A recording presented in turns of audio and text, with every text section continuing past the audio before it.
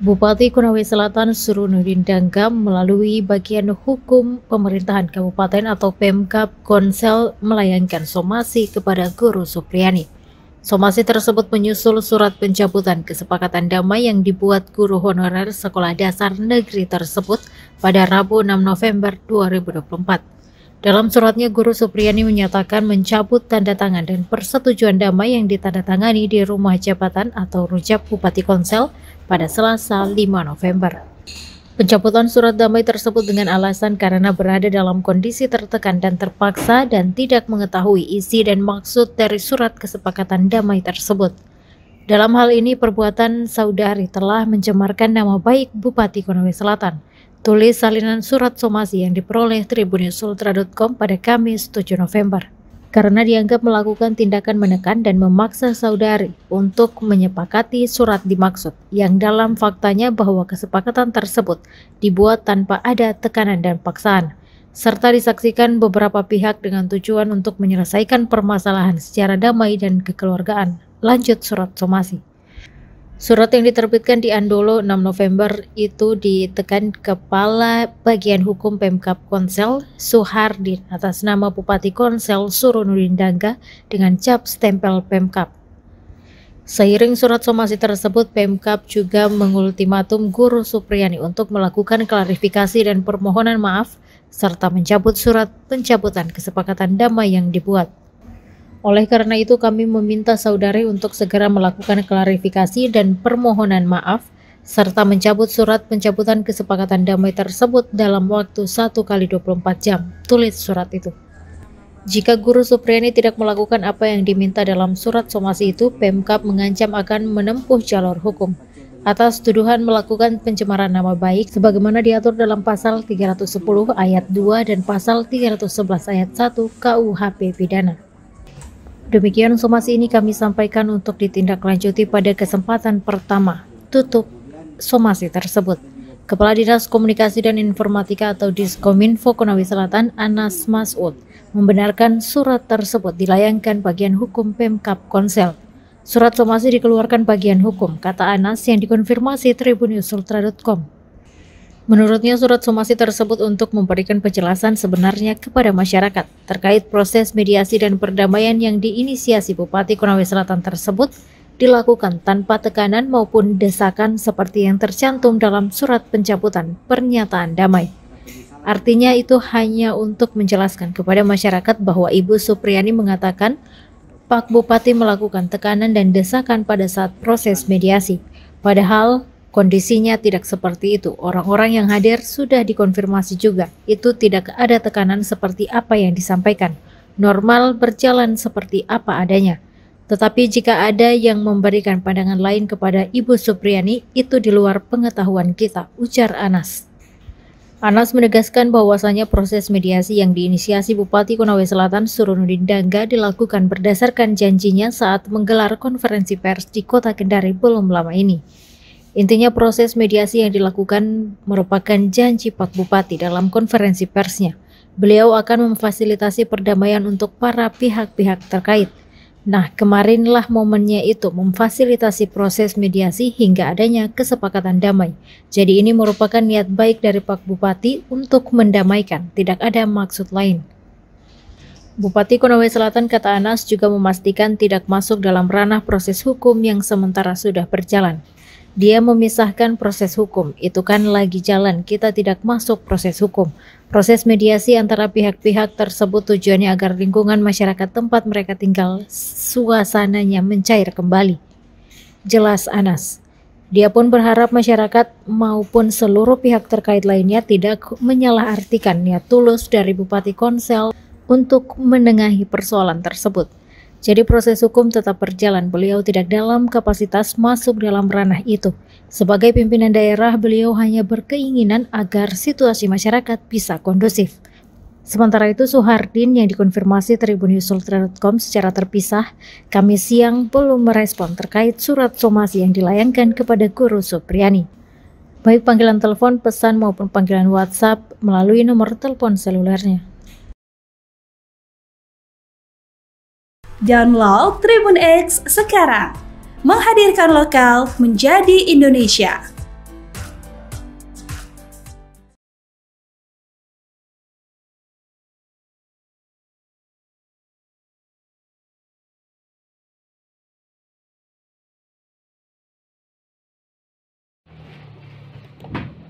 Sidang Mueller terbaru berlangsung dengan pemeriksaan terdakwa. Tolong para terdakwa jawab pertanyaan dengan jujur ya. Pemerintah dan DPR Pusat telah memberikan jawaban kepada Koordinator Pertanahan Kampung Cirapuhan. Saya penggugat yang menuntut 3 agendum di Dago. Pak, jawab yang benar. Kamu penggugat atau kolusi penggugat dengan oknum tergugat? Kami 2 penggugat, Pak. Jawaban kamu nggak masuk logika. Kenapa Bu Raminten yang sepihak dengan para tergugat sudah siap lebih dulu? Buktinya apa, Pak? Itu ada di berkas putusan Pengadilan Negeri Bandung bahwa Bu Raminten telah siap lebih dulu tanggal 1 Juni 2016. Makanya katakan dengan jujur, kamu penggugat atau penggugat yang berkolusi dengan oknum tergugat, berkolusi dengan oknum aparatur, berkolusi dengan oknum tokoh Dago Elos, berkolusi dengan oknum tokoh Cirapuhan, berkolusi dengan oknum tokoh agama, dan berkolusi dengan oligarki. Tolong jawab dengan benar ya. Kamu penggugat atau penggugat yang berkolusi saling gugat? Kami 2 penggugat, Pak. Benar, Pak, 2 penggugat. Kemarin ada 1 lagi, saudara. Kamu kemana? Kok nggak ikut sidang ini? Yang ditangkap cuma kami berdua, Pak. Saudara, perempuan kami dan komisaris PT Dago Intigraha nggak ikut ditangkap, Pak. Oke lah kalau begitu, tapi tolong jawab peranan kamu dengan jujur ya. Kamu penggugat atau penggugat yang berkolusi saling gugat? Kami adalah 2 penggugat, Pak. Kamu itu nggak masuk akal, nggak masuk logika kalau kamu penggugat. Kamu itu penggugat yang berkolusi saling gugat di pengadilan. Jangan dusta ya. Nggak, Pak. Benar, Pak. Kami adalah penggugat. Kamu coba tonton video dan cek blog film dokumenter versi warga kampung Cirapuhan atau Nawisan Kurma. Kamu itu penggugat yang berkolusi saling gugat. Ingat ya, beda antara penggugat dengan penggugat yang berkolusi dengan para tergugat. Coba deh, akmu tonton dulu film dokumenter Dago 6 jam atau Dago 5 jam. Ingat ya, kamu bisa merubah sejarah. Dan kasus ini sudah dilaporkan ke pemerintah pusat. Kalau kamu berkolusi saling gugat, itu namanya kolusi mafia tanah Dago saling gugat. Jangan bilang gugatan Mueller, tapi kolusi Mueller untuk saling gugat. Kolusi penggugat dengan oknum tergugat. Itu yang jadi korbannya malah yang tidak tergugat. Warga kampung Cirapuhan yang diintimidasi dan dihalangi pengajuan haknya dan negara yang tanahnya digelapkan. There once was a ship that put to sea, and the name of the ship was the Billy O.T. The winds blew up her bow, dipped down, oh below my bully boys blow. Soon may the wellerman come to bring us sugar and tea and rum. One day when the tonguing is done, we'll take our leave. Abiaya, bagian kedua kasus Mueller, bersaudara melawan Dago Elos. Bagaimana kamu mendata calon tergugat? Kami ada tim khusus. Pak, tim khusus itu terdiri dari para tergugat utama ya. Itu artinya kamu berkolusi saling gugat dengan para tergugat. Tidak, Pak. Kita ada tim khusus untuk mendata calon tergugat. Pak, iya, kamu berkolusi dengan para tergugat dalam mendatanya. Itu artinya kamu kolusi saling gugat? Tidak, Pak. Kalau tidak, gimana bisa? Anda menjadikan 4 tergugat utama yang dianggap warga kampung Cirapuhan itu termasuk jaringan Anda. Artinya, kamu berkolusi saling gugat. Tidak, Pak. Lalu bagaimana kamu bisa mendata dengan detail keluarga Udin Sudinta? Kebetulan saja, Pak. Jawaban kamu nggak masuk logika. Coba kamu tonton video versi kampung Cirapuhan bahwa yang mendata calon tergugat adalah oknum tergugat. Buktinya apa, Pak?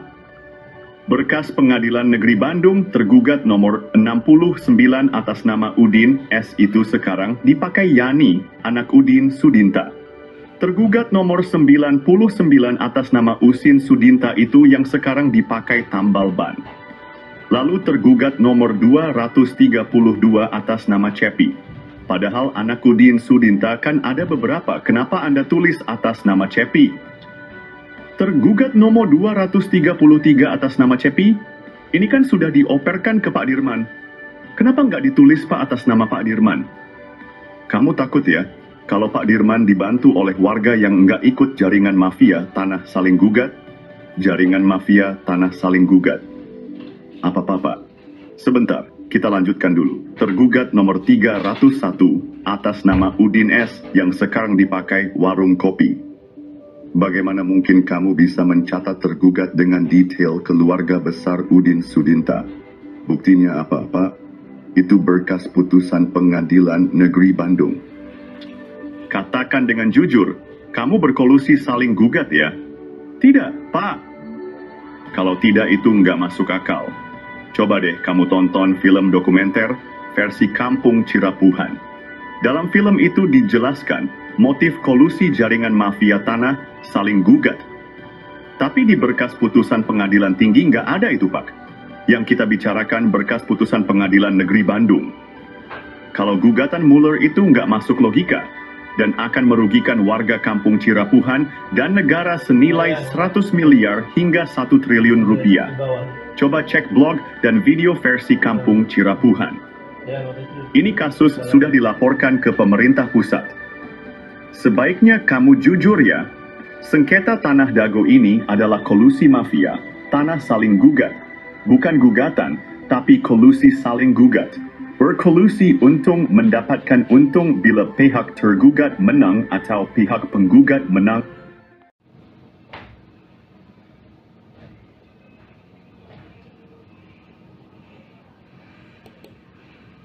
Ponti. Polemik sengketa tanah di Dago antara gugatan dan kolusi saling gugat. Asep Makmun menggambarkan bahwa Mueller tiba-tiba menggugat warga Dago. Apakah ini masuk akal?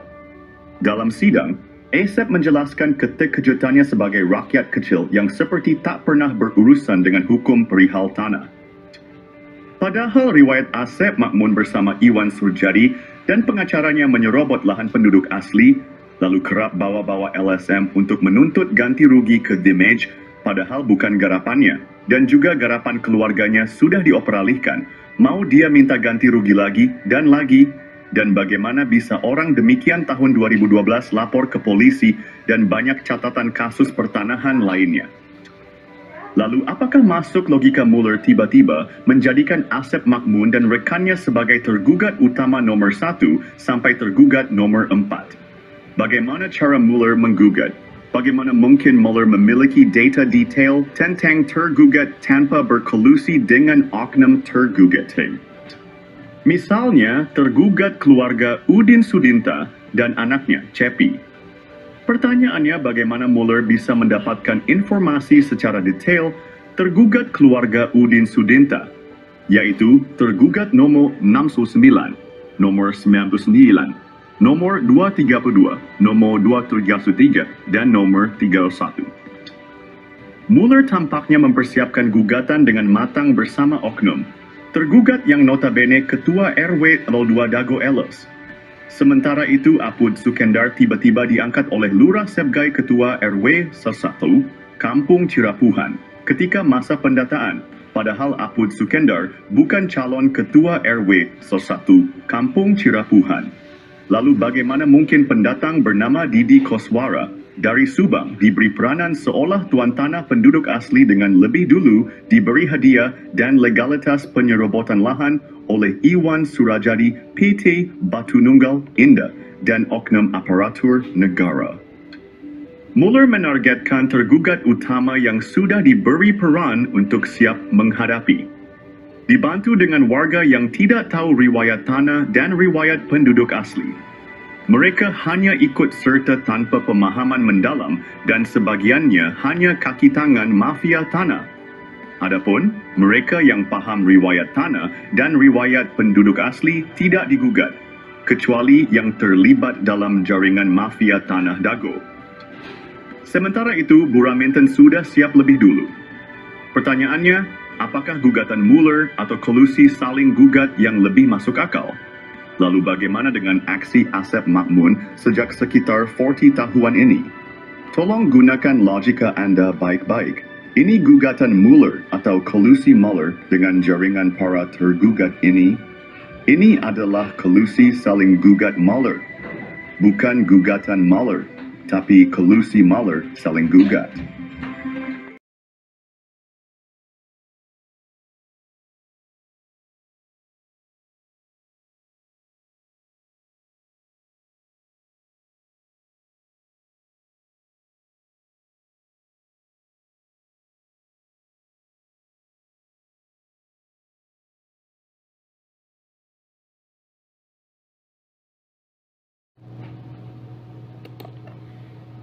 Bab I, sidang Mueller terbaru memasuki bagian ketiga. Fokusnya adalah pemeriksaan dua Mueller sebagai penggugat yang berkolusi saling gugat dengan oknum para tergugat. Pertanyaan dimulai. Saudara kenal dengan orang bernama Daddy M. Saad? Penggugat menjawab tidak mengenal orang tersebut. Ini membuat majelis terkejut. Bagaimana mungkin Anda tidak mengenalnya?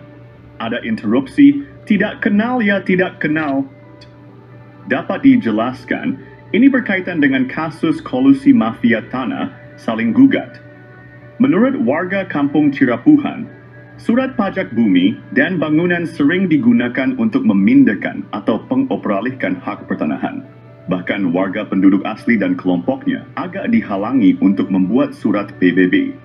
Alhamdulillah Muhammad bin Yaman punya surat PBB dan dibayar sejak tahun 2001 hingga sekarang. Dan dia juga menyatakan bahwa PBB tahun 2002 hingga tahun 2024 ini perlu diperiksa karena diduga kuat sebagai kaki tangan jaringan mafia tanah saling gugat dan atau sebagai warga yang suka memberikan gratifikasi pada oknum aparatur negara. Karena koordinator kampung Cirapuhan sudah mencoba mengajukan PBB untuk penduduk asli dan kelompoknya tapi dihalang-halangi kecuali ikut serta sebagai kaki tangan jaringan mafia Tanah Dago atau melakukan penyuapan atau gratifikasi. Dan ini ketika sidang perdata Mueller melawan Dago Elos berlangsung. Ada penghapusan PBB atas nama Didi Koswara seluas 15,000 meter lalu diubah menjadi Daddy Mohamad Saad.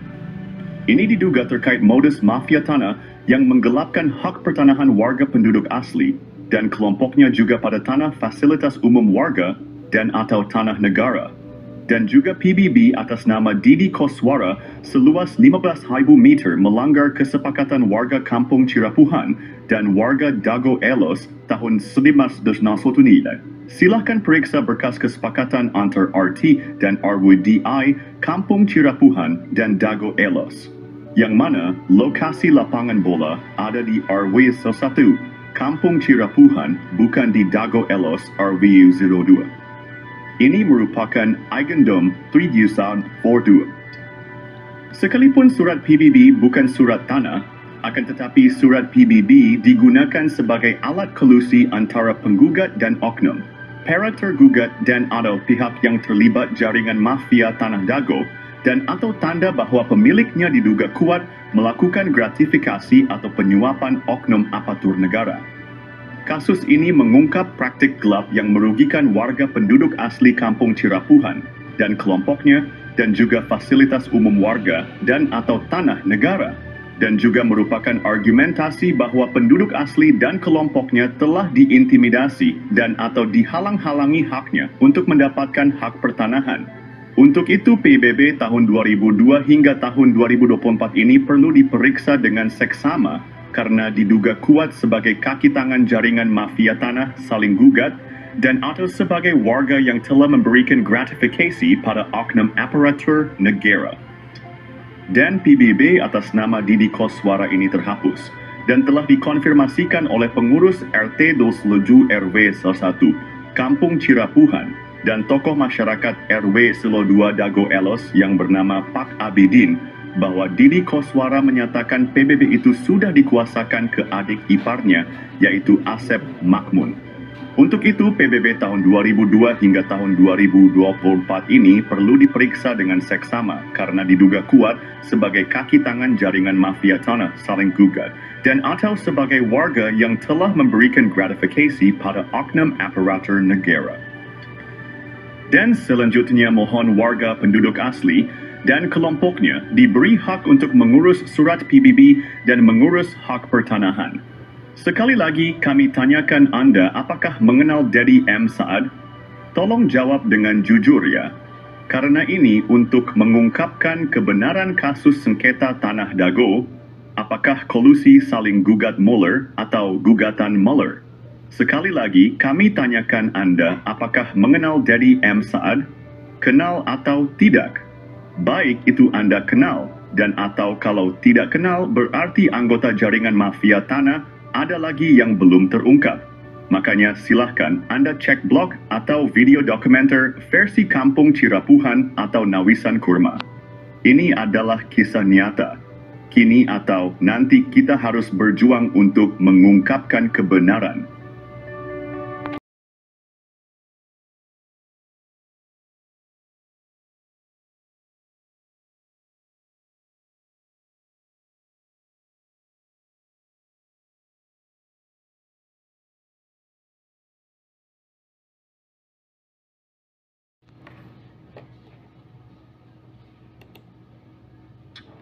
Sedang Mueller terbaru melawan Dago Elos, fokusnya adalah pemeriksaan para penggugat. Penggugat menuntut 0,3 hektar tanah di Dago. Ini adalah tuntutan yang cukup besar. Adakala yang terlalu besar atau terlalu luas itu kadang sukar bagi manusia untuk memahaminya. Dengan kata lain, adakala manusia itu punya keterbatasan cara memahami suatu hal yang terlalu besar atau terlalu luas. Kadang sesuatu yang besar bisa membingungkan. Mungkin kita akan memulai dengan skala kecil dulu saja. Misalnya, jika hanya menuntut tanah secara perdata dari Apud Sukendar, berapa meter yang bisa didapat jika menang? Dan sebaliknya, jika Apud Sukendar menang, berapa meter yang dia dapatkan? Memulai dari skala kecil bisa lebih jelas. Lalu Alosana gimana? Lalu Didi Koswara gimana?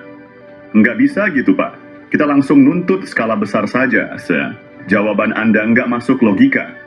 Kita dapat informasi dari warga kampung Cirapuhan.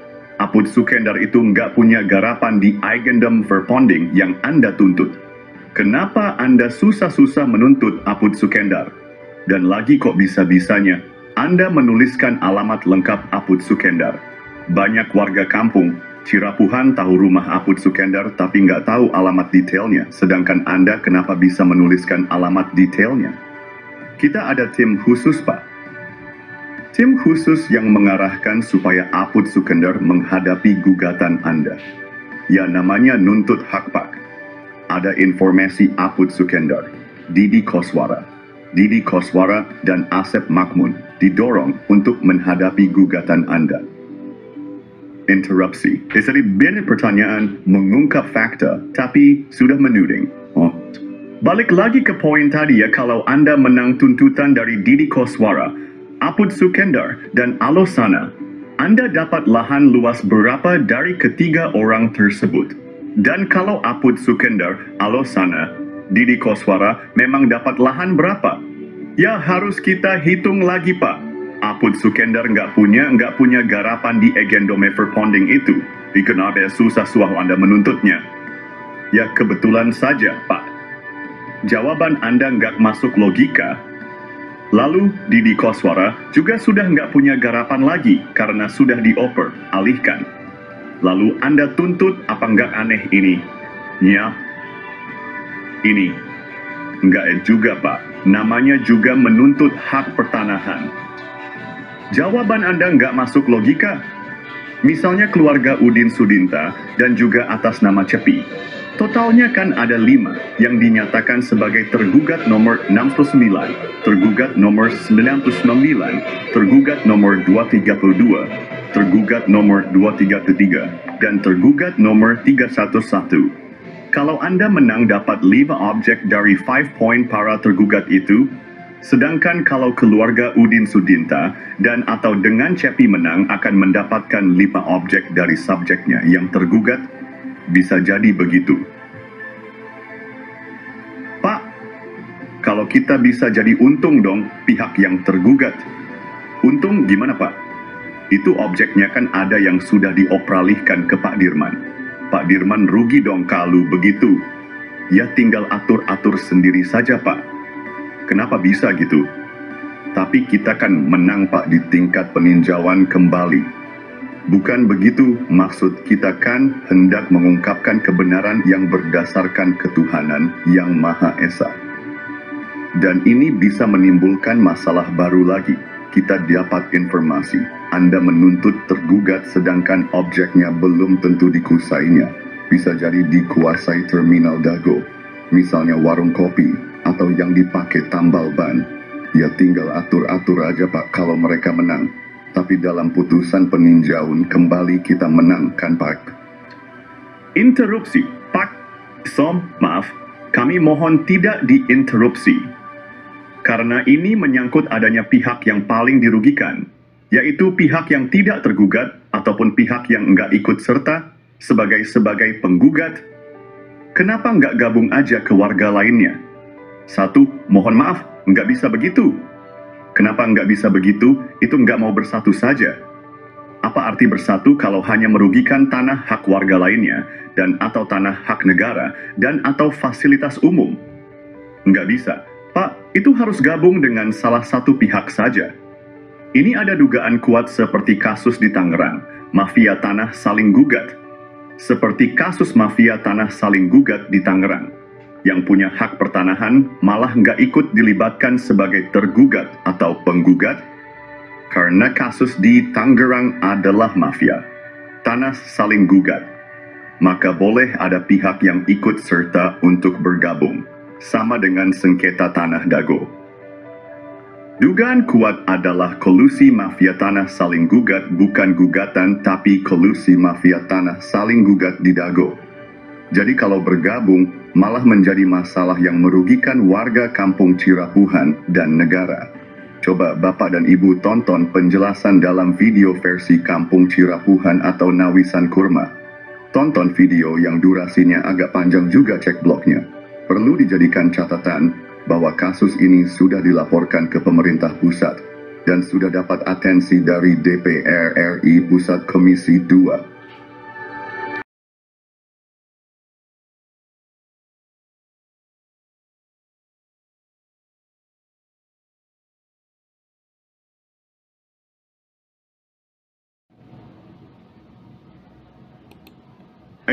Masalah besar dalam pertanahan di Dago sudah ada sejak lama sekitar 40 tahun lalu. Tanda-tandanya sudah terlihat sejak tahun 1980-an. Permasalahan dimulai dengan disalahgunakannya surat dari BPN ke Gubernur Jawa Barat, Memorial Lurah Dago oleh jaringan mafia tanah. Jaringan mafia tanah ini melibatkan oknum tokoh masyarakat, oknum tokoh agama, oknum aparatur, dan oligarki semacam Iwan Surjadi PT Batu Nunggal dan juga Jo Budi Hartanto PT Dago Intigraha. Awalnya Asep Makmun adalah anak pekerja atau anemer bernama Ahya dan Didi Koswara adalah menantu Ahya. Kemudian bersama dengan kaki tangannya jaringan ini mulai mengintimidasi penduduk asli, merusak riwayat sejarah penduduk asli dan juga riwayat tanah. Lalu, tanah adat dan garapan mulai diserobot. Dimulai dengan penyerobotan lahan, keluarga besar Nawisan bernama Tommy dan jalan warga sehingga muncul SHM Andidi Koswara seluas 8 meter. Lalu penyerobotan tanah Pak Bagio yang dipinjam Pak Slamet atau Pak Karto untuk masjid dan penyerobotan tanah adat dan garapan sekitarnya termasuk garapan Muhammad B. Yaman Cirapuhan No. 17. Sehingga muncul SHM atas nama Didi Koswara seluas 270 meter dan Ismail Tanjung. Ketika itu, Ketua RDW Soldua Dago Elos seluas 88 meter dan juga seolah memberi wakaf pada Masjid Al-Hikmah RT Udu Erayo 1, Kampung Cirapuhan seluas sekitar 100 meter. Setelah dibuatkan ajab oleh Meli Nathaniel, namun sertifikat hak milik muncul atas penjualnya yaitu atas nama Didi Koswara dan Ismail Tanjung, padahal pembelinya Iwan Surjadi. Tanah di sekitar Terminal Dago dan sekitar kantor pos juga fasilitas umum dialihkan secara sembunyi-sembunyi lalu dibuatkan PBB atas nama Didi Koswara seluas 15.000 meter.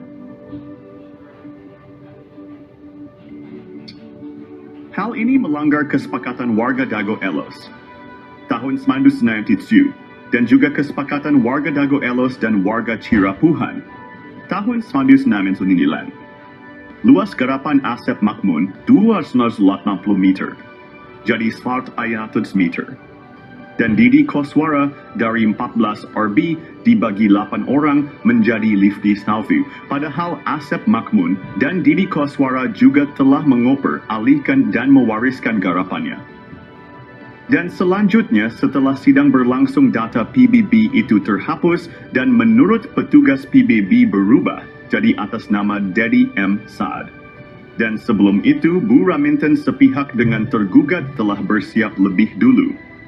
Silakan periksa berkas-berkas dan juga berkas putusan pengadilan untuk memahami lebih lanjut. Apakah ini kolusi gugatan Mueller atau gugatan Mueller yang masuk akal? Ini adalah kolusi gugatan Mueller, bukan gugatan Mueller, tapi kolusi Mueller dengan tergugat. Kasus tanah yang melibatkan bos mafia telah menggemparkan. Tanah Pak Bagio 400 hingga 700 meter dipinjam fasilitas umum masjid, namun kemudian dibeli luas jadi 700 meter. Ada apa bos Batu Nunggal beli tanah bekas TPA? Penyerobotan jadi hadiah 80 meter lalu 270 meter Didi Koswara untuk Ketua RW Sentul 2, Dago Elos Ismail Tanjung 8% maupun 8M, bonus balik layar tergugat dan pendataan tergugat Ketua RW Sentul 2 Dago Elos Asep Makmun sebagai pembela Isidentil, Ketua RW Sentul 1 Cirapuhan Apud Sukendar dan oknum aparatur. Rupanya target 100 miliar hingga 1 triliun hingga tanah puluhan meter. Keluarga besar Pamenpati TNI dan Polri diserobot dan dilaporkan polisi tahun 2012.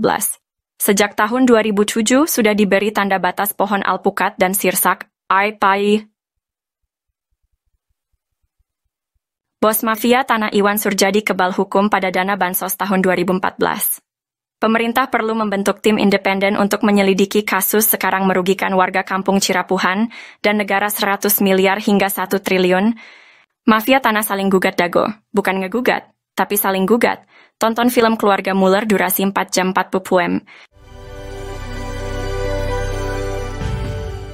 Kisah ini terjadi di kampung Cirapuhan pada tahun 2008. Bob Nainggolan, seorang pengacara, mengirim surat panggilan atas nama Iwan Surjadi. Bos Batu Nunggal mengaku berhak tanah seluas sekitar 100 meter. Setahun sebelumnya, warga menanam pohon alpukat, nangka, dan lainnya sebagai tanda batas tanah Pak Bagio seluas sekitar 700 meter. Adapun barat dan timurnya adalah tanah warga. Notaris Meli Nathaniel membuat akta jual beli AJB dengan penjual Ismail Tanjung dan Didi Koswara. Asep Makmun menjadi penunjuk batas. Setelahnya sertifikat terbit atas nama penjual. Ini gratifikasi, AC. Kemudian hari, Iwan Surjadi ternyata hanya seorang mafia tanah saling gugat. Ia memberi hadiah untuk oknum aparatur, juga Didi Koswara, Ismail Tanjung, Asep Makmun dan rekan sebagai pendata calon tergugat dan tergugat. Sertifikat tanah atas nama penjual muncul setelah AJB dibuat. Kesaksian dari Pak Ada, Paman Asep Makmun, Pak Unus, dan Pak Slamet juga mendukung hal ini. Menunjukkan Asep Makmun, Apud Sukendar, dan jaringan mafia telah berdusta. Lalu memberi peran Didi Koswara seolah tokoh tuan tanah pribumi sebagai tergugat.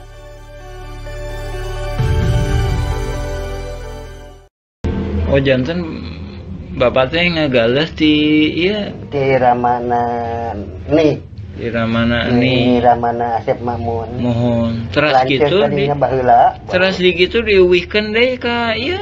Teu urang we garapan mah didinya aya. Mohon. Teu diuwihkeun. Maksudna teh di Silas galian dititipkeun gitu. Iya dicueul we dititipkeun nya ku diarurus ku Didi gitu. Mohon kemari teh si dieu ku ieu dijual ku Surjadi. Mohon. Eta oge masalah kasus na oge, luas na oge, nyerobot nu sanesna deui. Itu atas nama pembelinya itu Iwan Surjadi, penjualnya Ismail Tanjung. Sertifikatnya harusnya atas nama siapa? Ismail kalau penjual. Pembeli kan? Kalau jadi kalau pindah tangan ke pembeli berarti jadi Iwan Surjadi ya harusnya ya. Iya. Tapi ini kenyataannya setelah dibuatin AJB itu udah dikasih hadiah berarti. Ini kan atas nama ini kan penjualnya, pembelinya Iwan Surjadi. Pada tahun 1992, 2008, dan 2012, terjadi beberapa kasus penyerobotan lahan. Kasus ini melibatkan banyak pihak dan sertifikat tanah yang dipertanyakan keabsahannya. Bukti penyerobotan lahan melibatkan nama-nama seperti Iwan Surjadi, Didi Koswara, dan Ismail Tanjung. Juga Asep Makmun, Apus de Sukendar. Bukti peta sertifikat atas nama Rosid dan Triyono berasal dari Rahman Hadisaputra, keluarga Ewong binti Nawisan. Ada juga sertifikat atas nama Diman Adikarta bin Neh Emeh dan Eti serta Acik dari keluarga Neh Eyong. Kesaksian dari Pak Ada alias Suhanda, pamannya Asep Makmun, dan Didi Koswara menyatakan bahwa tanah tersebut bukan tanah adat, tapi tilas galian pasir artinya Aigendom. Pak Slamet juga menyatakan bahwa Ahya, Didi Koswara, dan Asep Makmun adalah pendatang dan tidak punya tanah adat. EJB dibuat oleh notaris Meli Nathaniel, namun sertifikatnya atas nama penjual, bukan pembeli. Diduga kuat, Iwan Surjadi adalah oligarki mafia, tanah saling gugat tahun 2016. Maka, sertifikat atas nama Didi Koswara dan Ismail Tanjung, atau Iwan Surjadi seluas 8,6,8 meter dan 270 meter tidak sah. Wakaf masjid seluas sekitar 100 meter perlu ditinjau. Dan dukungan Ustadz Diki Sulaiman Sarjana Pendidikan perlu diperiksa. Oknum tokoh masyarakat, oknum aparatur diduga kuat mendukung gratifikasi. Yat.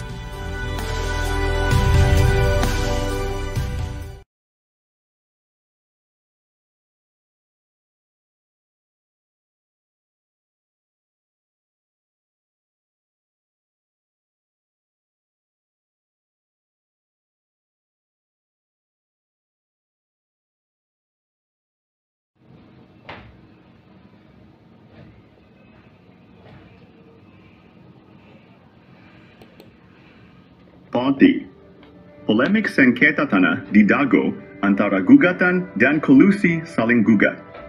Asep Makmun menggambarkan bahwa Muller tiba-tiba menggugat warga Dago. Apakah ini masuk akal?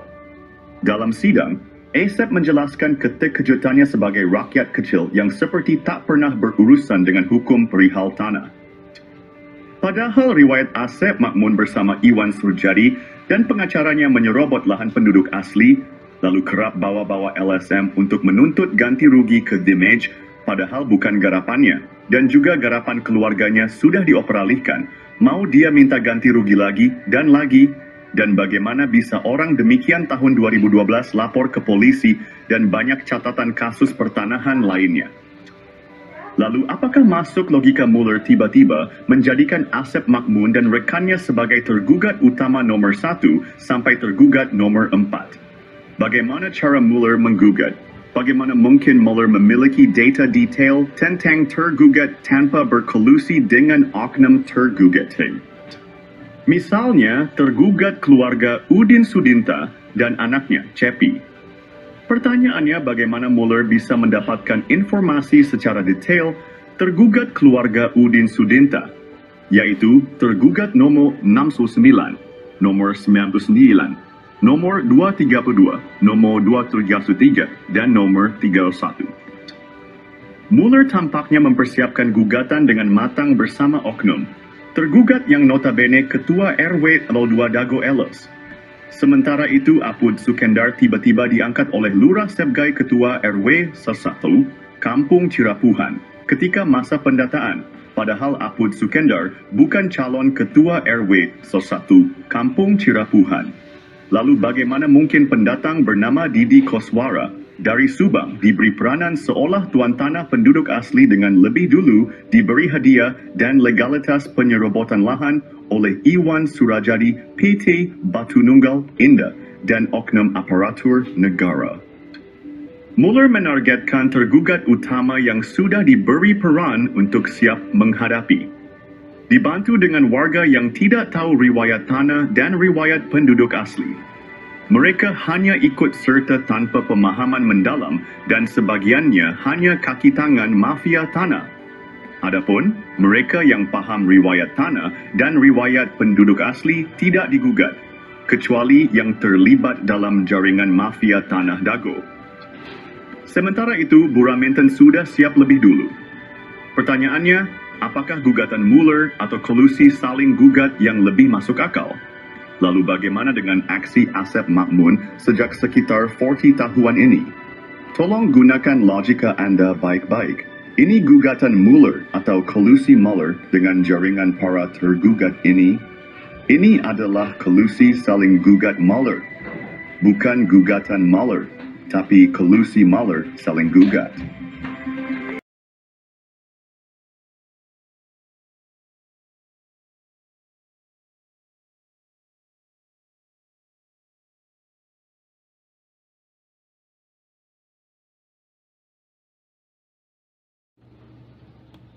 Pihak Muller dan Raminten Dago Elos bersengketa, tapi kenapa warga kampung Cirapuhan jadi taruhan? Oknum-oknum telah disuap, sementara itu media pun telah dibelinya. Baik penggugat menang atau kalah, warga...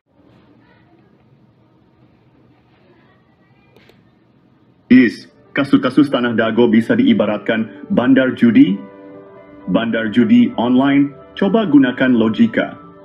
Pada tahun 1997, luas tanah garapan warga Dago Elos hanya sekitar 5.940 meter persegi. Silakan periksa peta BPN tahun 2000 bahwa objek warga Dago Elos ada di belakang terminal, bukan di samping. Namun, tuntutan tanah oleh Muller mencapai 60.000 meter persegi. Situasi ini mirip dengan judi online. Kalau Muller menang dapat tanah 63.000 meter. Sementara kalau oknum warga Dago Elos menang dapat puluhan ribu meter, padahal tahun 1997 hanya 540 meter. Jadi siapapun yang menang, pihak yang mengatur tetap mendapatkan keuntungan besar melebihi modal yang dipertaruhkan. Jika Muller menang, dia mendapatkan 63.000 meter persegi. Silakan periksa berkas putusan Pengadilan Negeri Bandung. Jika oknum tergugat menang, mereka mendapatkan puluhan ribu meter persegi. Padahal kan tahun 1997, luas tanah hanya 540 meter. Jadi intinya bandarnya yang menang. Dan ini membuktikan ada bandar di sengketa tanah Dago. Coba gunakan logika Anda. Ini sistem hukum tidak adil dan berpihak pada oligarki. Oknum aparatur, oknum tokoh masyarakat, dan oknum tokoh agama yang terlibat jaringan mafia tanah. Kasus Tanah Dago menggambarkan bagaimana sistem bisa dimanipulasi seperti bandar judi online. Seperti bandar judi, siapapun yang menang, pihak tertentu tetap untung. Jadi selama wacananya gugatan Muller, siapapun yang menang, maka bandar masih saja untung. Sekali lagi, kami Koordinator Pertanahan Kampung Cirapuhan mengingatkan bahwa kasus Tanah Dago adalah kolusi Muller dengan oknum tergugat. Jadi bukan gugatan Muller, tapi kolusi saling gugat. Kalau gugatan Muller, maka warga Kampung Cirapuhan dan negara dirugikan. Kolusi saling gugat Muller bukan gugatan Muller, tapi kolusi saling gugat Muller. Silahkan periksa dengan seksama berkas putusan pengadilan dan periksa dengan seksama para tergugat. Periksa baik-baik domisili di mana para tergugat. Mereka ada di wilayah selatan, belakang terminal Dago. Sementara wilayah utara terkena juga dampaknya baik itu Muller menang ataupun tergugat menang. Karena ini adalah kolusi saling gugat, ibaratnya bandar judi. Ingat, Eigendome Verponding terluas, yaitu 31742 dan 6867, ada di Kampung Cirapuhan RW 11, Buaken di Dago Elos.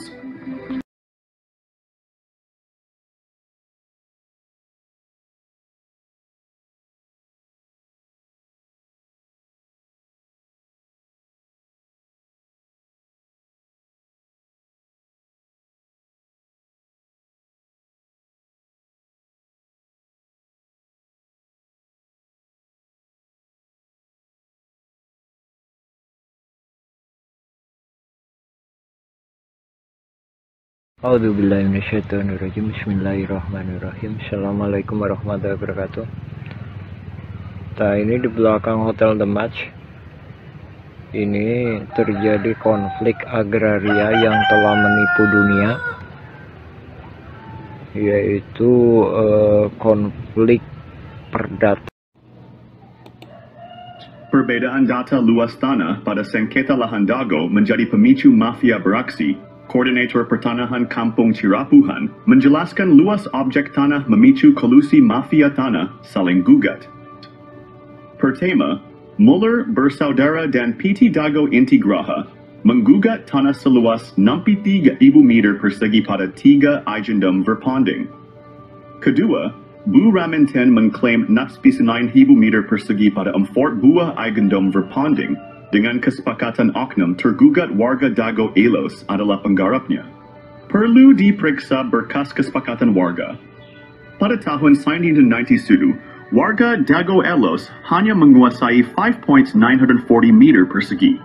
Dan juga pita warga Dago Elos pada berkas BPN sekitar tahun 1997 atau tahun 2000 utamakan kedua poin tersebut. Juga karena terminal Dago dan kantor pos tidak ikut banding. Ini perlu dipahami pada poin masalah ini, bahwa skenario pemenang, yaitu antara bos mafia Muller dan bos mafia Raminten, silahkan periksa berkas pengadilan.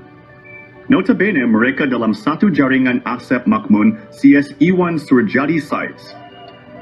Luas objek seperti terminal Dago, kantor pos, dan fasilitas umum mencakup 1,000 hingga 4,000 meter persegi, dan juga warga kampung Cirapuhan telah menghadapi penyerobotan tanah selama 40 tahun hingga saat ini tahun 2024. Mereka diintimidasi dan dihalangi mengajukan hak pertanahan.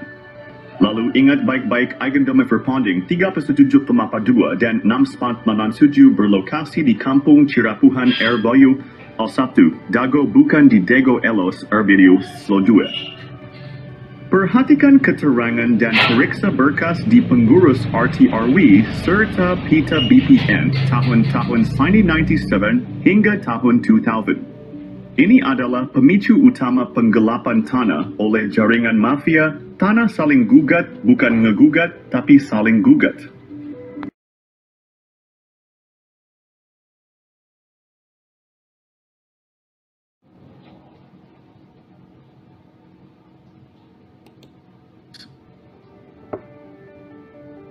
Mengungkap pihak dalam sengketa lahan Dago Elos Masla.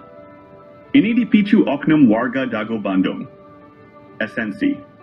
Dalam sengketa ini ada dua pihak utama. Penggugat adalah Muller bersaudara dan PT Dago Intigraha. Oknum tergugat adalah jaringan Asep Makmun dan Bu Raminten. Kedua pihak mengklaim hak atas tanah dengan menggunakan hak barat Eigendom Verponding.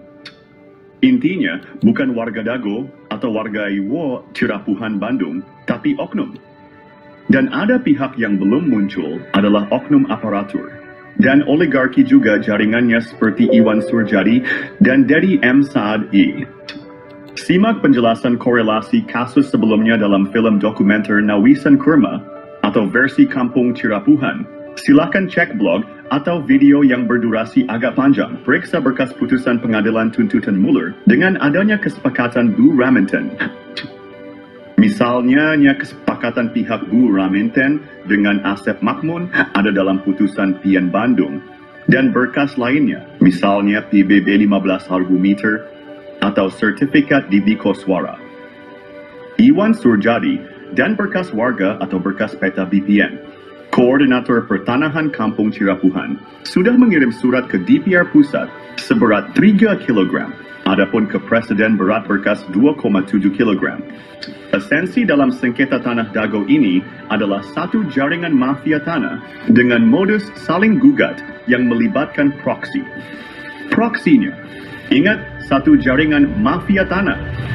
Adapun kasus tanah makam dengan oknum supir BPN bernama Sahidin, beda lagi. Jadi esensi kasus Dago gugatan Muller nggak masuk logika. Tapi esensinya kolusi penggugat, tergugat, dan jaringannya.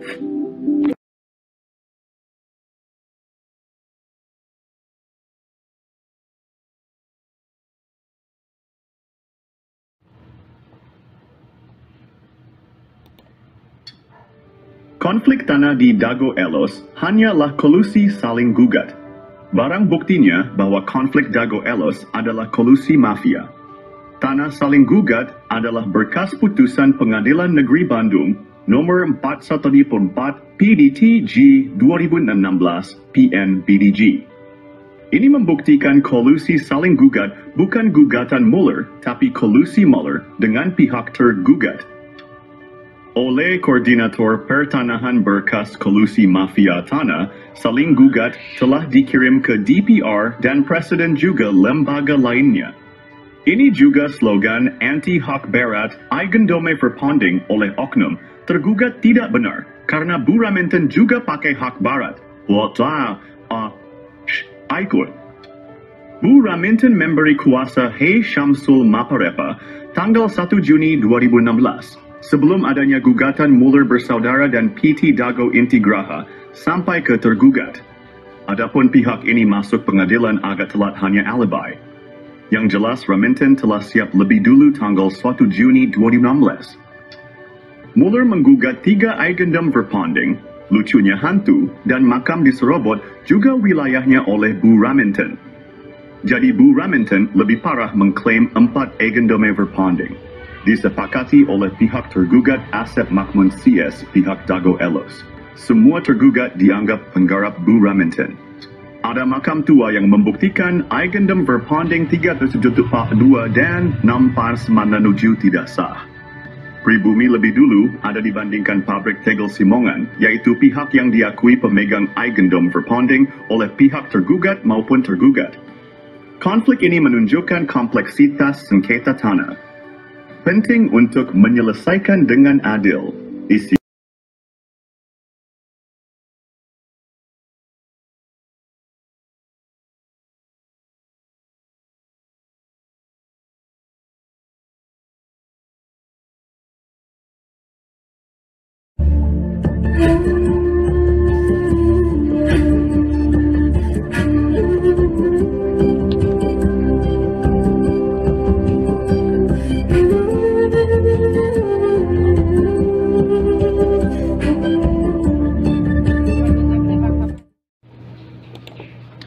Info modus mafia Tanah Dago.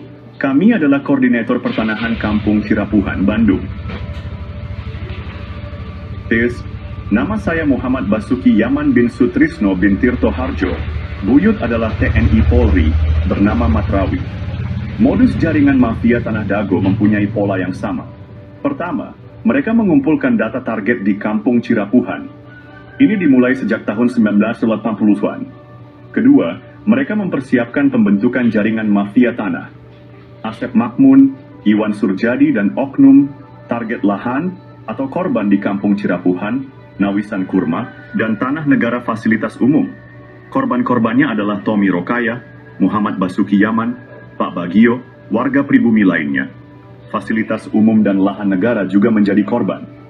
Mereka mulai beraksi dari target terkecil untuk mendapatkan target yang besar. Tetap waspada dan lindungi hak tanah Anda.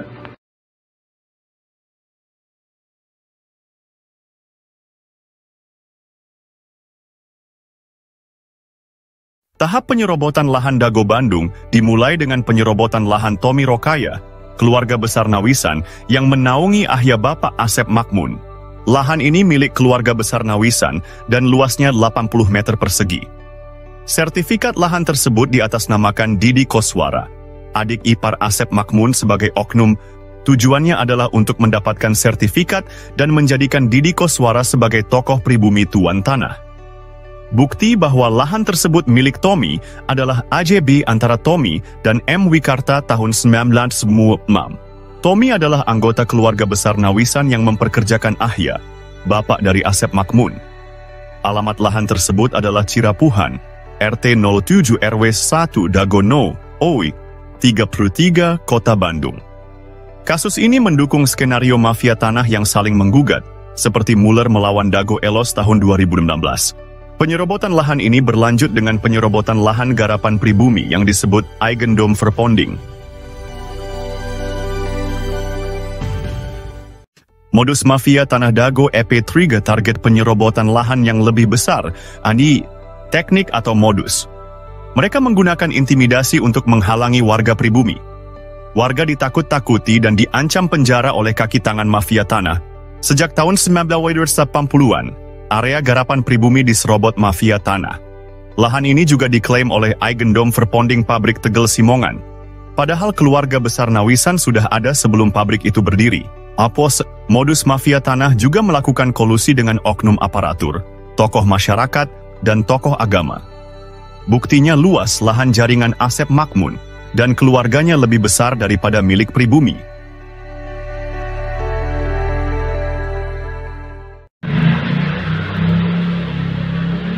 Episode 4 dari Modus Mafia Tanah Dago mengungkap penipuan data tanah, Yomi Shimasis. Asep Makmun dan keluarganya memberikan keterangan yang berbeda dengan warga dan bukti lapangan. Keterangan Asep Makmun di pemerintah juga berbeda dengan di warga. Di pengadilan, Asep Makmun mengklaim tanah milik bapaknya. Padahal, bapaknya hanya pekerja di keluarga besar Nawisan. Asep Makmun juga mengaku diberi tanah oleh Pak Bagio. Namun, kesaksian Pak Slamet dan Pak Unus menyebut beda usia 40 tahun antara Asep Makmun dan Pak Bagio. Juga sejak tahun 1970-an Pak Bagio nggak pernah datang. Di lapangan atas, dukungan hanya untuk kepentingan umum, bukan untuk keluarga Asep Makmun dan kaki tangannya. Cek kesepakatan tahun 1977 dan 1999, serta PBB Didi Koswara seluas 15.000 meter.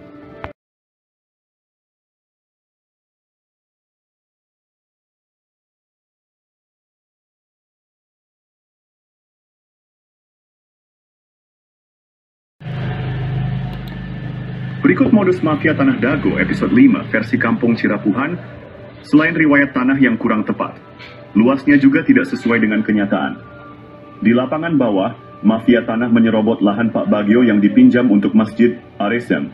Mereka juga menyerobot lahan garapan Muhammad B. Yaman dan warga lainnya. Mafia tanah berkolusi dengan Iwan Surjadi dari PT Batu Nunggal Indah. Mereka juga bekerja sama dengan oknum ketua RW Mis Siwa Dago Elos, Ismail Tanjung, dan Aput Sukendar, oknum Elbamis Sor 1 Cirapuhan. Sertifikat di Cirapuhan nomor 33 juga bermasalah. Mereka menyerobot lahan pribumi dan jalan warga. Asep Makmun dan keluarganya bermasalah dengan banyak pihak.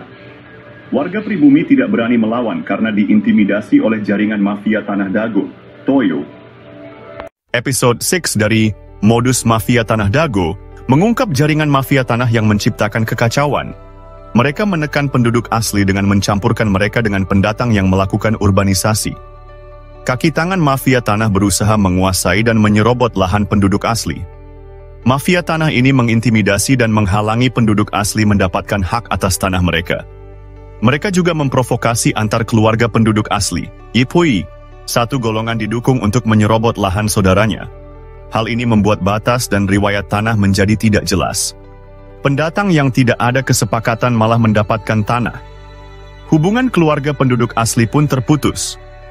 Mafia tanah berusaha menyembunyikan hubungan darah penduduk asli. Alhamdulillah, sekitar tahun 2010, kami temukan garis hubungan darah penduduk asli.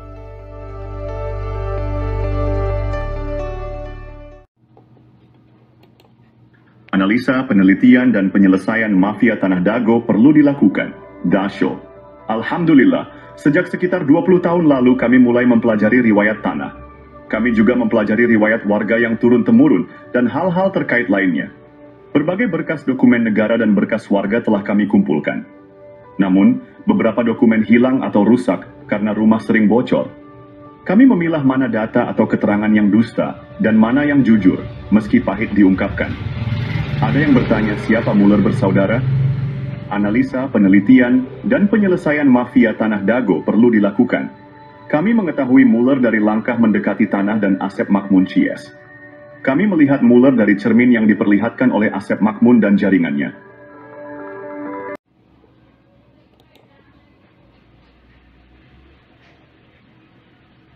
Episode Sadiu dari modus mafia Tanah Dago mengungkap jaringan mafia tanah yang sangat terorganisir. Mereka bekerja sama dengan berbagai oknum. Jaringan mafia ini melibatkan oknum aparatur, tokoh masyarakat, dan tokoh agama. Bahkan, sebagian orang yang menikah dengan penduduk asli diajak mengkhianati saudaranya. Mereka juga dibantu oleh oligarki atau pemodal seperti Iwan Surjadi yang beralamat di Budi Asih nomor Sen, 25, Bandung. Dengan bantuan mereka, tanah penduduk asli dijual dengan harga di bawah standar. Bahkan, seringkali tidak ada ganti rugi sama sekali. Parahnya, mafia tanah ini bisa mendapatkan keuntungan berkali-kali dari satu objek. Contohnya, SHM Didi Koswara atau Iwan Surjadi yang awalnya pinjam dari Pak Bagio dan garapan warga, misalnya Pak Yaman, lalu dijual ke pamannya bernama Ada, kemudian dijual lagi ke Iwan Surjadi dan digarap oleh adik atau anak mantunya. Modus operandi ini menunjukkan betapa terorganisirnya jaringan mafia Tanah di Dago. Episode ini membuka mata kita akan praktik kotor yang merugikan penduduk asli. Kasus tanah yang melibatkan bos mafia telah menggemparkan. Tanah Pak Bagio 400 hingga 700 meter dipinjam fasilitas umum masjid, namun kemudian dibeli luas jadi 700 meter. Ada apa bos Batu Nunggal beli tanah bekas TPA?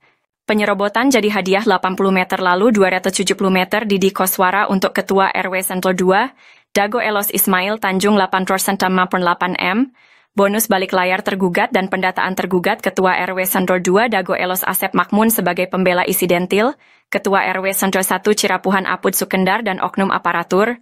Rupanya target 100 miliar hingga 1 triliun hingga tanah puluhan meter. Keluarga besar Pamenpati TNI dan Polri diserobot dan dilaporkan polisi tahun 2012. Sejak tahun 2007 sudah diberi tanda batas pohon alpukat dan sirsak, AIPAI. Bos mafia tanah Iwan Surjadi kebal hukum pada dana bansos tahun 2014. Pemerintah perlu membentuk tim independen untuk menyelidiki kasus sekarang merugikan warga kampung Cirapuhan dan negara 100 miliar hingga 1 triliun. Mafia tanah saling gugat Dago, bukan ngegugat, tapi saling gugat. Tonton film Keluarga Mueller durasi 4 jam 40 poem.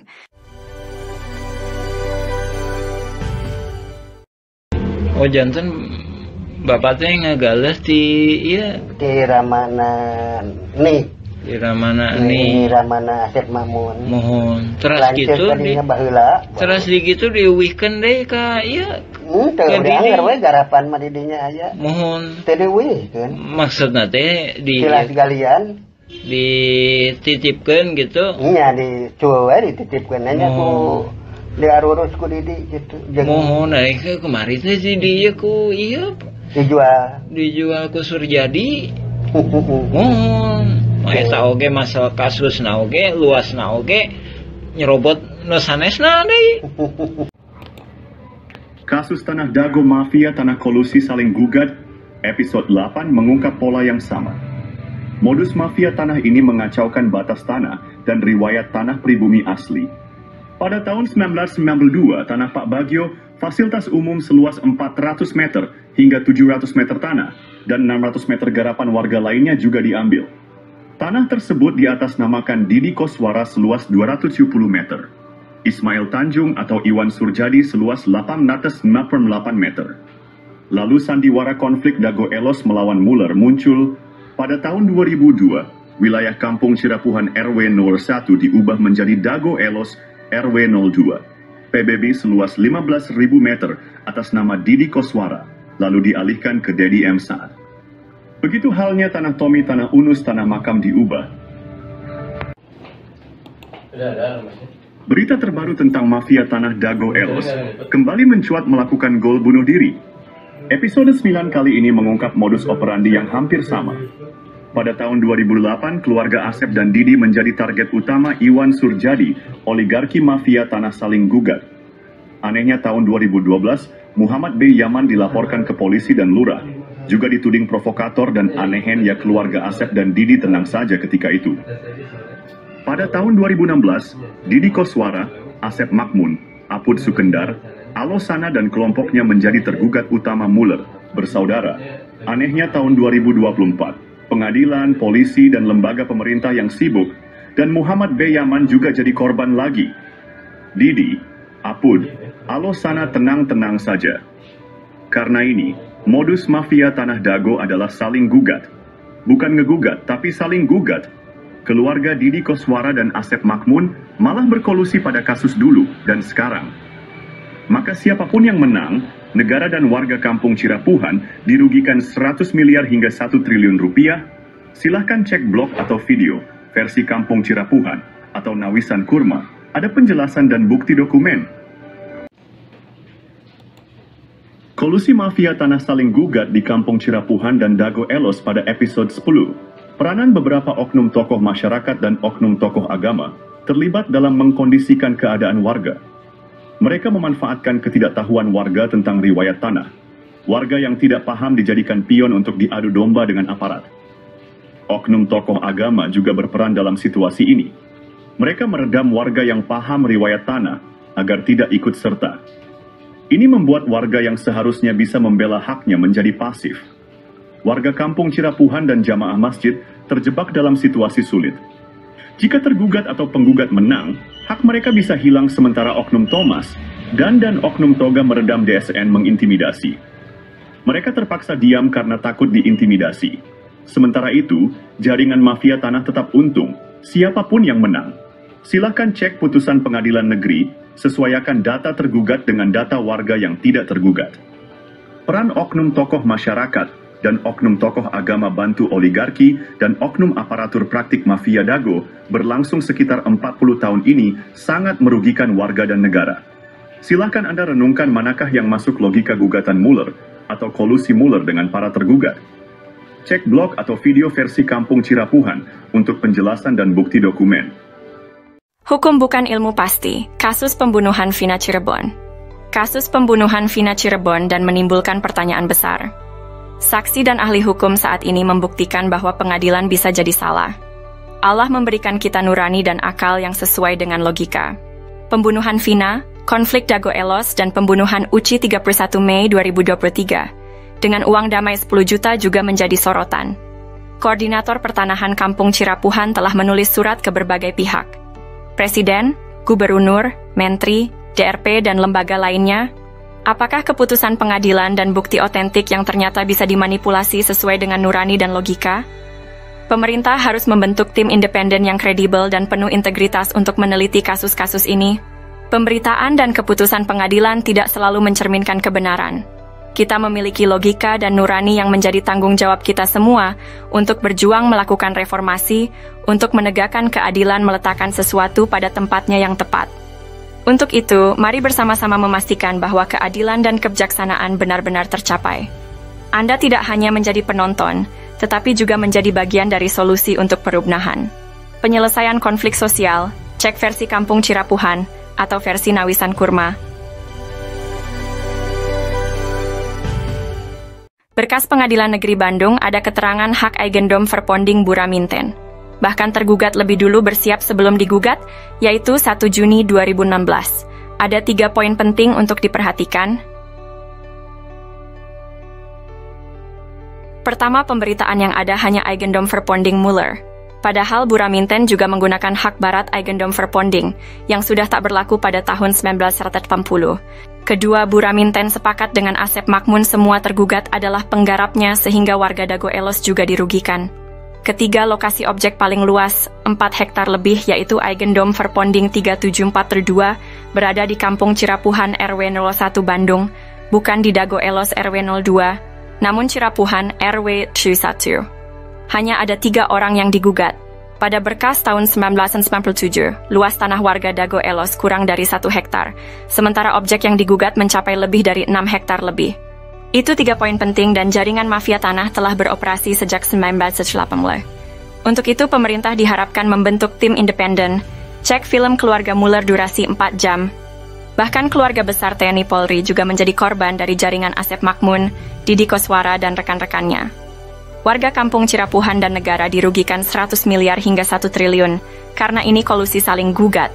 Bukan ngegugat, tapi saling gugat.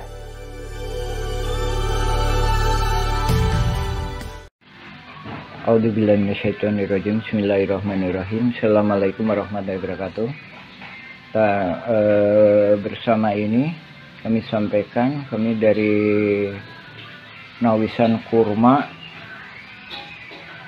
Jadi kami bukan hantu-hantu yang melayang-layang di pertanahan kawasan Nawisan Kurma. Jadi Nawisan Kurma artinya tanah-tanah yang dulunya pernah diduduki Nawisan, bukan tanah Nawisan, tapi pernah diduduki Nawisan. Kurma mudah-mudahan penuh karomah, itu artinya Nawisan Kurma.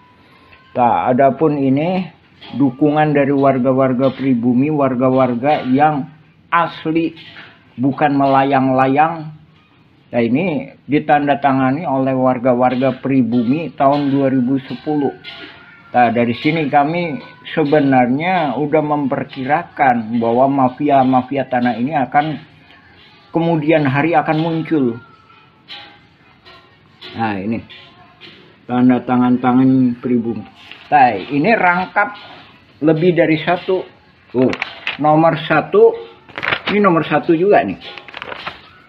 Ini nomor satu juga nih. Ini nomor satu juga. Ini nomor satu juga.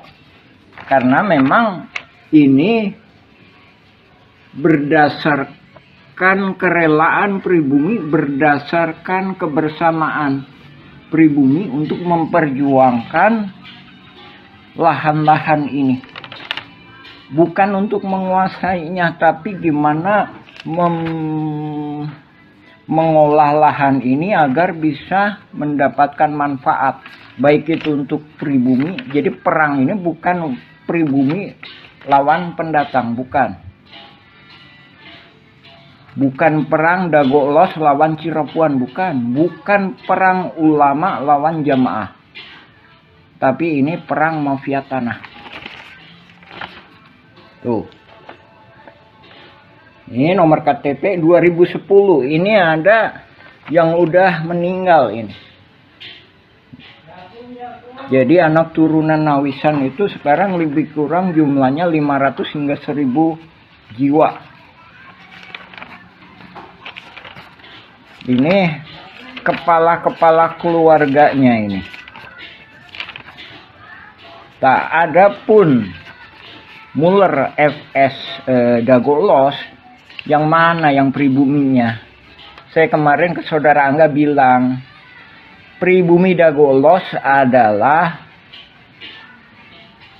leluhur Kang Jana tukang panggul.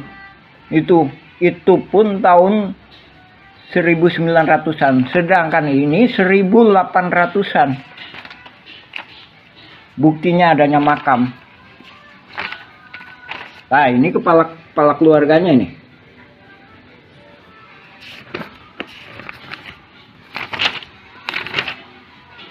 Ini ada materai ini, masih 6.000. Karena ini dibuat tahun 2010. Ini kita nggak menyerahkan ke BPN Kota Bandung karena kita sendiri memahami bahwa masih adanya kaki tangan mafia di BPN dan beberapa instansi. Jadi banyak berkas-berkas yang kita tanda tangani sebelum adanya sidang gugatan Muller FS Dago Elos. Sebagaimana telah kami sampaikan, ada Bu Raminten lah, ada Iwan Surjadi PT Batu Nunggal, ada Dedi Muhammad Saad. Nah, itu nggak tahu itu siapa itu. Itu hantu yang melayang-layang. Maksudnya dia di sini aja itu nggak punya peranan, gitu. Cuma dia begitu karena mafia tanah ini mengorganisasinya benar-benar sehingga seolah-olah bisa menjadikan dasar hukum. Padahal dasar hukum yang sah adalah berketuhanan. Nah, kami sebagai orang Muslim mengakui bahwa tiada Tuhan selain Allah. Kalau di Indonesia, oke, berketuhanan yang Maha Esa. Nah, gimana mungkin penipu lawan penipu menghasilkan kekuatan hukum yang berketuhanan yang Maha Esa? Untuk itu kami mohon kepada Panglima Tertinggi Republik Indonesia, baik sekarang maupun yang akan datang, yaitu Presiden, berikut jajarannya, DPR MPR, berikut jajarannya, Panglima TNI, Menhankam, Menteri Luar Negeri, berikut jajarannya juga ke BPN, juga Kantor Pajak Bumi dan Bangunan, untuk mendukung kita, juga kepada Mahkamah Agung, mohon dibatalkan sidang perdata Mueller FS Dagoelos. Yang terkena dampaknya itu warga-warga pribumi. Sekali lagi kami tegaskan, itu nggak ada. Alosana pun itu memang ibunya nikah sama Elim. Tapi keberpihakan Alosana, bahkan saya sendiri minta izin kepada pribumi mengenai Alosana. Udahlah, gimana pemerintah masalah Alosana? Sekarang udah almarhum Alosana. Sekarang yang tinggal Didi Koswara sama Asep Makmun dan mafia-mafia kaki tangannya yang lainnya. Adapun Naput Sukendar juga udah almarhum, Ismail Tanjung udah almarhum. Didi Koswara lebih kurang usianya 74. Asep Makmun lebih kurang usianya sekitar 65-an. Untuk itu kami mohon kepada pemerintah segera membereskan masalah-masalah di Cirapuhan ini. Sekali lagi, Nawisan Kurma itu bukan berarti tanahnya Nawisan, tapi tanah yang pernah diduduki Nawisan, mudah-mudahan penuh karomah. Nah, itu yang kami mohonkan. Kami adalah pejuang-pejuang yang di tebing, Pak, bukan di pinggir jalan. Dan kami juga menghormati hak-hak Dinas Perhubungan, kantor pos, dan masjid, juga fasilitas umum. Nah, sekarang fasilitas umum lagi diacak-acak sama mafia tanah. Ini yang membuat bingung, baik itu pemerintah maupun warga pribumi. Jadi warga pribumi sendiri bahkan bingung juga. Dan ini juga langkah-langkah ini juga udah pernah kami sampaikan solusi-solusi kepada Lurah Dago ketika itu Pak Sahuri. Gimana? Tolong, ini pribumi masa nggak pegang secuil kertas pun surat tanah, padahal leluhurnya udah bertahun-tahun. Demikian kami sampaikan. Assalamualaikum warahmatullahi wabarakatuh. Sejarah dimulai sekitar tahun 1850. Kampung Cirapuhan asal kata Cipanyepuhan, yang berarti besi tempah, tempat tinggal para petani, atau pekerja pembangunan rel kereta di Bandung Purwakarta, atau Bandung ke Garut. Cipanyepuhan meliputi Dago Pakar, Dago Jati, Cigadung, Dago Biru, dan Curug Dago.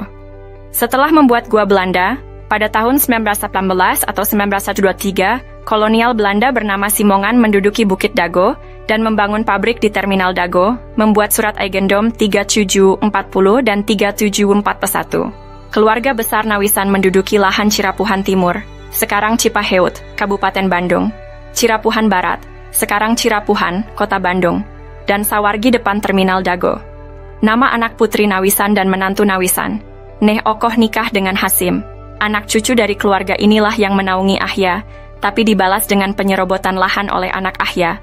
Ahya bapaknya Asep Makmun, Ahya mertua Didi Koswara. Ne Eyong nikah dengan Mardasih, Ne Ewung nikah Karmita alias Kartasasmita, Ne Emeh nikah dengan Adikarta.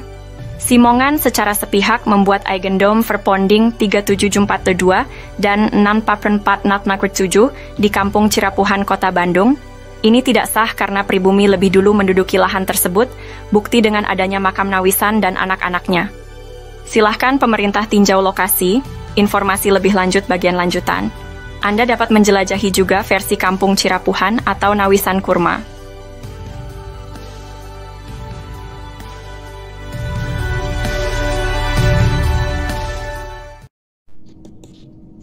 Penggunaan kawasan Kampung Cirapuhan. Setelah Indonesia Merdeka, kawasan Kampung Cirapuhan digunakan untuk perkebunan dan penggalian pasir. Beberapa bagian Kampung Cirapuhan sebelumnya sudah dibangun menjadi rumah, makam, dan fasilitas umum. Daftar penduduk pribumi diantaranya adalah keluarga Nawisan, Ewis Omah binti Tomi Rokayah, keluarga Nawisan, Pak Bagio, Slamet bin Karto, Icih Unus, Duhli, Johan Rohimat, Anda bin Isah Juha, amanah keluarga Nawisan, Dedi, Uki, Acih binti Juanta yang nikah dengan Misnan anak Eyong binti Juanta. Tahun 1969 tercatat ada pendatang bernama Ahya, dan adiknya bernama ada juga Didi Koswara, yang berasal dari kota Subang yang dipekerjakan jadi penggali pasir atau anemer. Masjid Al-Hikmah dibangun di lahan Pak Bagio pada tahun 1968. Namun, pada tahun 1974 hingga 1984 atau 1999, Kampung Cirapuhan dijadikan tempat sampah oleh pemerintah pada bekas galian pasir ditimbun dengan sampah dengan kedalaman 10 meter hingga 70 meter. Penyerobotan. Pada tahun 1980-an, terjadi penyerobotan lahan oleh jaringan mafia Tanah Dago, yaitu pelaku Asep Makmun dan Didi Koswara. Asep Makmun dan Didi Koswara mulai menyerobot lahan keluarga Nawisan, yaitu Ewis Omah binti Tomi Rokayah seluas 80 meter juga jalan warga. Selain itu, mereka juga menyerobot lahan Pak Bagio yang dipinjamkan ke warga Kampung Cirapuhan seluas 400 hingga 700 dan tanah di sekitarnya seluas 500 hingga 700 meter, hingga total yang diserobot adalah sekitar 100-300 meter. Lalu pada bagian lainnya lahan garapan warga atau lahan negara yang diserobot sekitar 1 hektar. Sebelumnya lahan atas dikerjabaktikan oleh warga untuk lapangan bola dan untuk perkebunan, sementara itu bagian bawah untuk rumah, fasilitas umum dan kebun. Warga Kampung Cirapuhan diintimidasi dan dihalangi hak pengajuan pertanahan, namun jaringan mafia tanah membuat PBB seluas 15.000 meter atas nama Didi Koswara.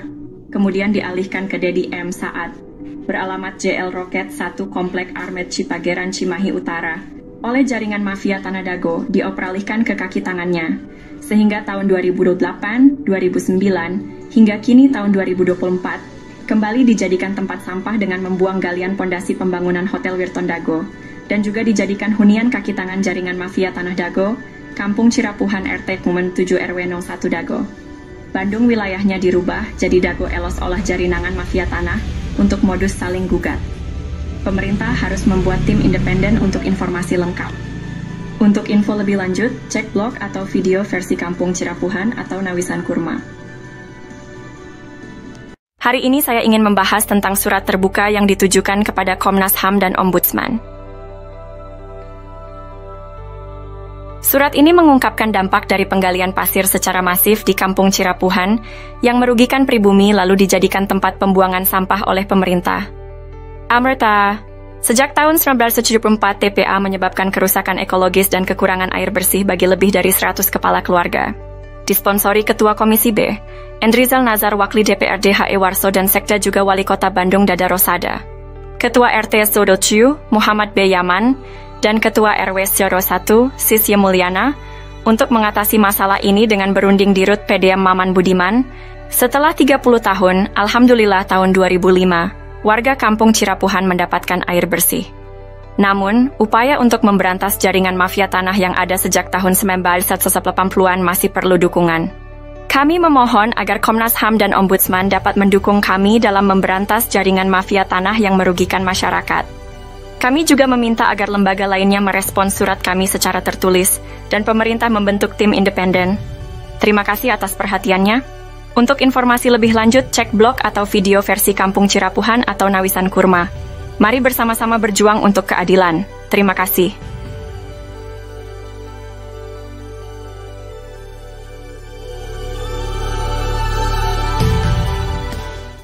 Halo semuanya, kita akan membahas mengapa mafia tanah beraksi di Cirapuhan. Asep Makmun dan Didi Koswara coba konfirmasikan siapa bapak dan kakeknya, bagaimana riwayat datang ke Cirapuhan. Tucker, Asep Makmun anak dari Ahya yang juga mertua Didi Koswara, dinaungi oleh pribumi Tommy Rokaya dan diberi pekerjaan sebagai penggali pasir atau anemer. Kenapa mafia tanah berani beraksi? Karena kemiskinan, keterbatasan pendidikan, dan mayoritas anak turunan Nawisan adalah perempuan. Mafia tanah, oknum warga, oknum aparatur, dan oligarki menganggap mereka sasaran empuk. Alhamdulillah. Pada tahun 2007, Ketua DPR Kota Bandung, Husni Mutakin merekomendasikan warga RT 07 RW 1 Cirapuhan untuk mendapatkan pendidikan tinggi UPI Bandung. Namun, warga menolak bantuan uang 1,5 juta dari Sekda Wali Kota Bandung. Warga minta masuk sekolah tinggi bukan uang. Dan tahun 2009 Depsos membantu pembentukan kelompok usaha bersama atau KUBE, tapi gagal karena intervensi oknum. Dengan swadaya warga membentuk KUBE, Kelompok Usaha dan Sosial Rakyat Madani atau KURMA, Nawisan Kurma. Semoga Allah memberkahi tanah yang pernah diduduki Nawisan, amin. Untuk itu, mohon dukungan semua pihak untuk memberantas sandiwara mafia tanah ini. Pemerintah perlu membentuk tim independen. Untuk info lengkap blog atau video versi Kampung Cirapuhan atau Nawisan Kurma,